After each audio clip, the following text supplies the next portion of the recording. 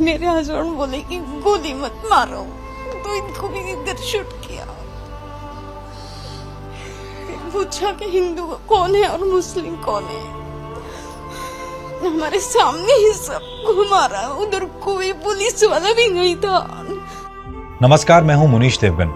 मालिक ने हर इंसान को इंसान बनाया, हमने उसे हिंदू या मुसलमान बनाया। तो हिंदू बनेगा ना मुसलमान बनेगा, इंसान की औलाद है, इंसान बनेगा। साहिर लुधियानवी ने ये लिखते वक्त नहीं सोचा होगा, इसी भारत में आजादी के 75 सालों बाद भी आतंकी धर्म पूछेंगे और गोलियां बरसा देंगे।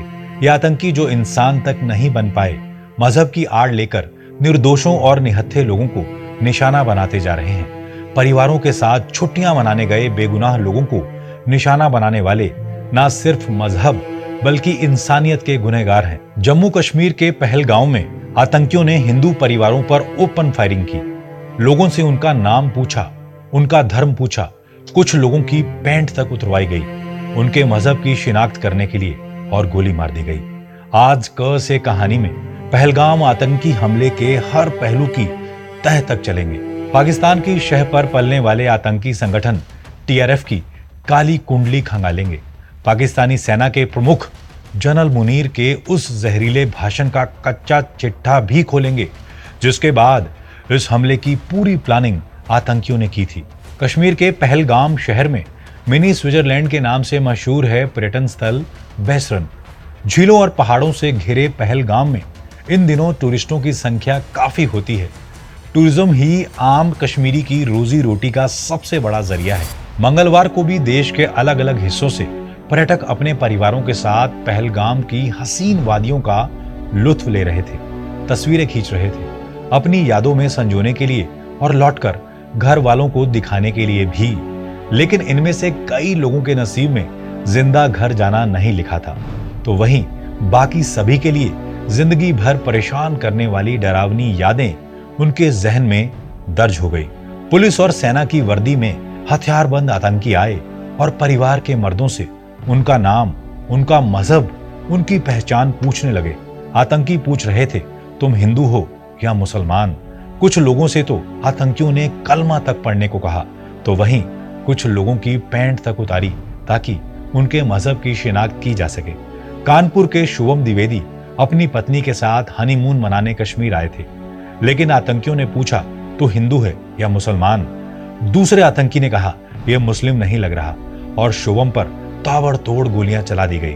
शुभम की पत्नी चीखती रही, लोगों से मदद मांगती रही। कुछ लोगों ने इस घटना का वीडियो बनाया जो सोशल मीडिया पर वायरल है, लेकिन शुभम द्विवेदी और उनके जैसे 27 और लोग आतंकियों की कायराना कार्रवाई का निशाना बन गए।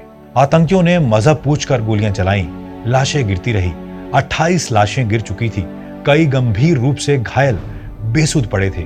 बेसरन घाटी की खूबसूरत वादी अब खून और चीखों से बदरंग हो चुकी थी। ओपन फायर करते हुए आतंकी फरार हो गए। पाकिस्तान में स्थित प्रतिबंधित आतंकवादी संगठन लश्कर ए तौयबा के सहयोगी संगठन द रेजिस्टेंस फ्रंट्स यानी टीआरएफ ने हमले की जिम्मेदारी ली है। कई इंटेलिजेंस ऑफिसरों का कहना है कि कुछ ऐसे संकेत मिले हैं जो बताते हैं कि पाकिस्तानी आर्मी के चीफ जनरल मुनीर के भड़काऊ भाषण ने आतंकियों को बढ़ावा दिया। उन्होंने अपने भाषण में मुसलमानों और हिंदुओं के साथ अलग अलग व्यवहार करने का भी जिक्र किया था। इससे लश्कर के एक सहयोगी संगठन टीआरएफ को एक बड़ा हमला करने की प्रेरणा मिली थी। खुफिया जानकारी के अनुसार लश्कर ए तैयबा का टॉप कमांडर सैफुल्लाह कसूरी उर्फ खालिद इस हमले की साजिश रचने वालों में से एक हो सकता है। इसके अलावा रावलकोट में मौजूद लश्कर के 2 कमांडरों, जिनमें से एक अबू मूसा है, की भूमिका भी जांच के दायरे में है। 18 अप्रैल को मूसा ने रावलकोट में आयोजित एक कार्यक्रम में कहा था, जिहाद जारी रहेगा, बंदूकें गरजती रहेंगी और कश्मीर में सिर काटे जाते रहेंगे। पहलगाम में कई पीड़ितों को कलमा पढ़ने के लिए कहा गया। जो लोग नहीं पढ़ सके उन्हें गोली मार दी गई। टीआरएफ को लश्कर ए तौयबा का ही प्रॉक्सी संगठन माना जाता है। खतरनाक आतंकी सज्जाद गुल इस वक्त टीआरएफ का मुखिया है। सज्जाद गुल को हाफिज सईद का राइट हैंड माना जाता है। भारतीय सुरक्षा एजेंसियों ने सज्जाद के खिलाफ रेड कॉर्नर नोटिस और इनाम घोषित कर रखा है। जम्मू कश्मीर से जब धारा 370 हटी थी तभी टीआरएफ ने अपने पैर पसारने शुरू कर दिए थे। पहले ये एक ऑनलाइन संगठन की तरह काम करता था। इसका काम लश्कर के हमलों को कवर देना होता था, लेकिन धीरे धीरे टीआरएफ ने खुद हमले करने शुरू कर दिए। उसे पाकिस्तानी सेना और आईएसआई की फंडिंग और ट्रेनिंग दोनों मिली। द रेजिडेंस फ्रंट नाम भी इसलिए चुना गया ताकि पाकिस्तान से इसका सीधा जुड़ाव ना दिखाया जा सके, बल्कि इसे एक कश्मीरी संगठन साबित किया जाए। कश्मीर में टीआरएफ कितना सक्रिय है, इसका अंदाजा आप 2022 की इस वार्षिक रिपोर्ट से लगा सकते हैं, जो बताती है कश्मीर में 90 से ज्यादा ऑपरेशन में 42 विदेशी नागरिक सहित 172 आतंकी मारे गए। उन आतंकियों में से 108 तो टीआरएफ के ही थे। पहली बार 2020 के कुलगांव में आतंकी हमले में टीआरएफ का नाम सामने आया था। पहलगांव में आतंकी हमला 26/11 मुंबई हमले के बाद अब तक का सबसे बड़ा आतंकी हमला है, जिसमें आम लोगों पर इस तरह आतंकियों ने ओपन फायरिंग की। पीएम मोदी अपना सऊदी अरब का दौरा बीच में छोड़कर आनन फानन में भारत लौटे।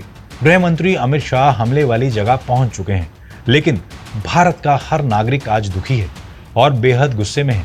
पहलगाम आतंकी हमले का बदला और मारे गए लोगों को इंसाफ हर हाल में मिलना चाहिए।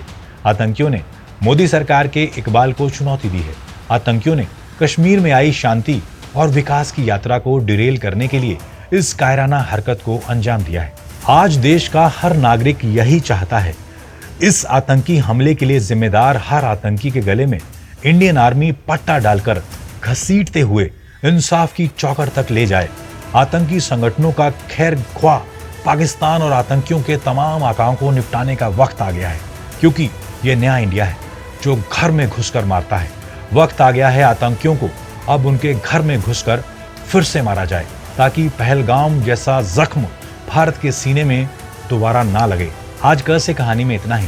पहलगाम आतंकी हमले में जान गंवाने वाले उन तमाम लोगों को आप कमेंट कर श्रद्धांजलि दे सकते हैं, और अगली कहानी आप किन पर सुनना चाहते हैं आप ये भी हमें कमेंट कर सकते हैं। बहुत बहुत शुक्रिया।